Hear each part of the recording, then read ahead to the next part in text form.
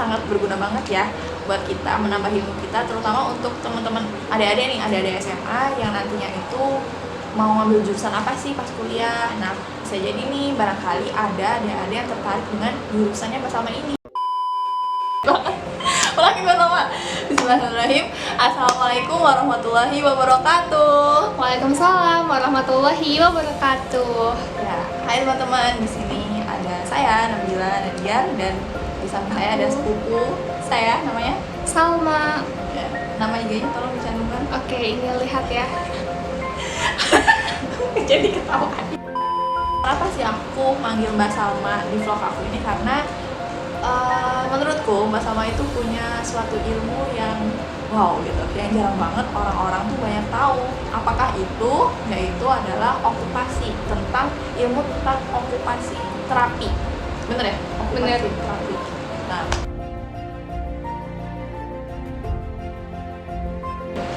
Jadi, okupasi terapi itu profesi kesehatan yang membantu kliennya untuk bisa mandiri lagi, bisa ngerjain aktivitas sehari-hari. Terus ini itu terapinya berdasarkan occupational si klien ya. Jadi okupasi itu kalau dari makna bahasa Inggrisnya occupational itu yang lebih tepat aktivitas yang bermakna. Jadi aktivitas apa aja, pokoknya yang mempunyai value bagi si klien itu.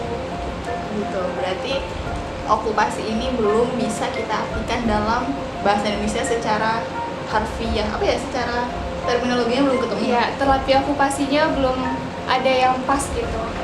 Kalau di bahasa Inggris itu occupational juga kadang rancu sih. Ada artinya itu occupational artinya kerja. Jadi banyak orang kalau misalnya kita bilang occupational therapy, oh mungkin terapi kerja ya, berarti kalau terapi ini kita habis keluar dapat kerjaan apa gimana? No, itu big no ya, salah banget.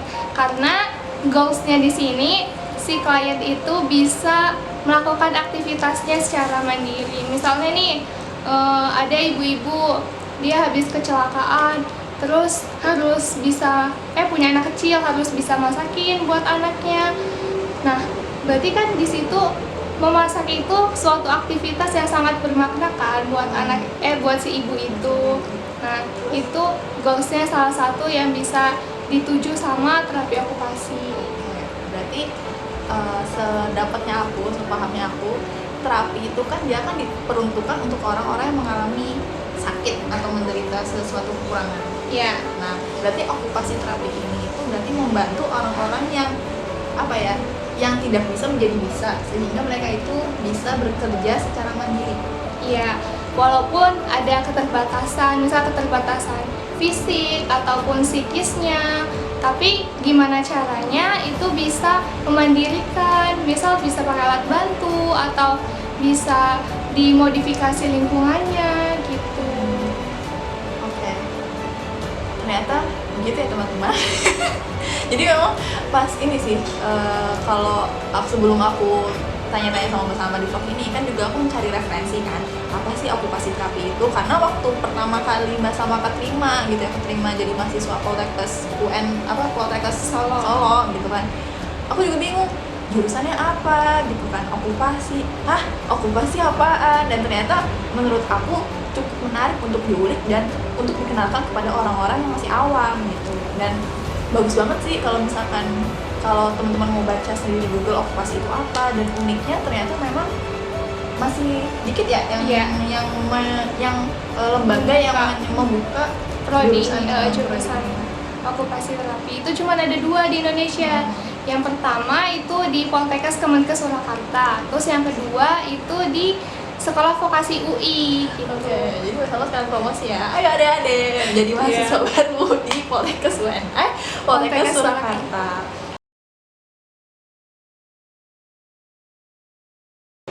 Sebenarnya kalau nanganin apa aja sedikit banget ya pengalamannya. Soalnya kita juga praktek itu seringnya praktek di lab. Jadi kayak ada praktek anatomi, terus praktek fisiologis aktivitas, itu kayak treadmill, nanti ngitung kebutuhan tenaga yang dibutuhin berapa ya gitu. Terus lebih banyak ke ngafalin otot-otot apa, sendi, ligamen, pokoknya macam-macam buat itu buat dasar kita kalau mau ngasih terapi aktivitas ini. Soalnya kan kalau aktivitas berarti mempengaruhi banyak sendi otot kan, jadi harus tahu juga. Neurologi juga penting.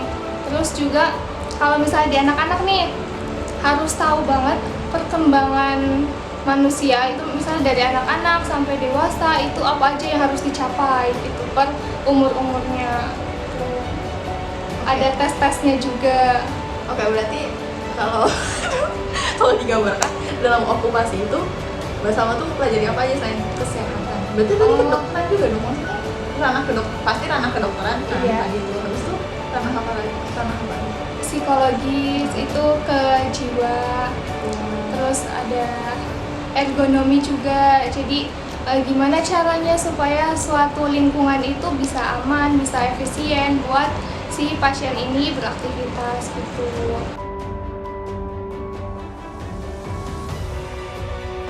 Yang diusahain banget itu tekad buat belajar ya, soalnya emang semuanya ini asing banget, kayak kita sehari-hari juga dari terminologi okupasi terapi juga masih ngambang banget kan, apalagi di dalamnya nanti banyak mata kuliah yang nyerempet sana sini. Itu juga kita harus belajar banget buat mau ngejar itu. Nah, kalau ada teman-temanku nih yang bukan anak saintek, bukan anak IPA pas SMA, Ada. nah mereka juga banyak sih yang kesulitan, tapi hebatnya itu pada struggle, walaupun misalnya ujian praktek nih ngulang-ulang, kan diulang-ulang terus, tapi lama-lama mereka bisa, malahan hafalannya malah lebih inget, iya, lebih pandai lah mereka buat praktek gitu. Jadi nggak ada alasan sih kalau lah bukan anak IPA, bukan bukan gimana ya, bukan Jurusan bukan bidangnya dia iya, sebelumnya gitu. Semua bisa kalau belajar. Soalnya teman-teman yang lain kan juga banyak yang nggak bisa, bukan kamu sendiri. Kita juga dari nol kok diajarinnya gitu. Oke.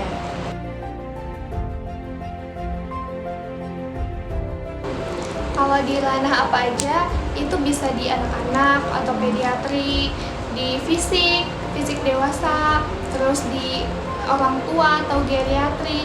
Juga yang menarik itu di jiwa atau bagian psikis itu. Nah, tadi kan ranahnya tuh berarti ada banyak ya, lebih Iya. dari 2 gitu. Kalau misalkan diilustrasikan gitu, barangkali Mbak Salma itu punya cerita dari senior-seniornya yang udah lulus gitu, yang udah ada di dunia kerja gitu. Kira-kira kerjaannya tuh ngapain sih, lebih biar apa ya, biar kita lebih tergambar gitu lah. Karena mungkin teman-teman tadi banyak yang masih belum paham yang apa fisik, habis itu tadi yang orang tua, apa tuh bahasa lainnya? Geriatri gitu. Nah, itu mungkin bisa dijelasin nanti Pak Salma. Ya misalnya yang di pediatri ya kan ada nih kayak misalnya anak belum bisa baca. Nah kalau di kita okupasi terapi itu caranya bukan ngajarin baca, tapi kita lebih ke cari komponen yang kenapa si anak ini nggak bisa baca. Bisa jadi karena dia ada gangguan visual perception ataupun gangguan lainnya. Jadi prasyarat sebelum anak itu membaca itu apa aja. Nah itu yang diperbaiki sama okupasi terapi gitu. Berarti si terapis ini mereka tuh nge-breakdown dulu ya? Iya. Nyari tahu dulu akarnya. Berarti nyari akarnya Iya, dulu. akar masalahnya Oh, dulu. masalah itu di mana? Nyari akarnya dulu baru diselesaikan. Iya, jadi okupasi terapi itu emang cari-cari masalah gitu. Cari masalah. Oke. Kalau aktivitas itu dibagi jadi 3 ya. Jadi ada self care, productivity, dan leisure. Kalau self care itu misalnya kayak aktivitas mandi, makan, toileting, jalan ke kamar mandi, terus juga bisa menyiapkan makan gitu. Terus kalau yang being productivity nih, produktivitas pada anak-anak misalnya bermain, pada orang dewasa itu bekerja. Jadi gimana caranya bisa menghasilkan uang. Nah kan kalau misalnya terganggu nih, nggak bisa mencari uang, berarti itu udah termasuk okupasinya terganggu. Oh, Gitu. Terus untuk Area yang ketiga yaitu leisure.